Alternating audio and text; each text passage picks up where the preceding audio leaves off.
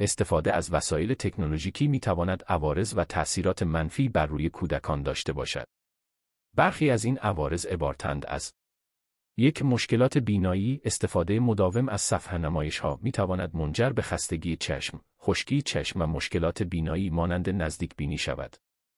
2. اختلالات خواب. نور آبی ناشی از صفحه‌نمایش‌ها می‌تواند کیفیت خواب را تحت تأثیر قرار دهد و خواب کودک را مختل کند. 3. کاهش فعالیت بدنی. صرف زمان زیاد در استفاده از وسایل تکنولوژیکی می‌تواند منجر به کاهش فعالیت بدنی و افزایش خطر چاقی شود. 4. مشکلات اجتماعی. کودکان ممکن است در تعاملات اجتماعی دچار مشکل شوند و ارتباطات رو را کمتر تجربه کنند. 5. افزایش اضطراب و افسردگی. استفاده بیش از حد از شبکه‌های اجتماعی و محتواهای آنلاین می‌تواند به افزایش احساس تنهایی، اضطراب و افسردگی در کودکان منجر شود.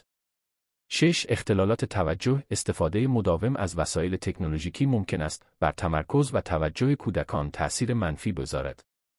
توجه به این عوارض و مدیریت زمان استفاده از تکنولوژی برای کودکان بسیار مهم است.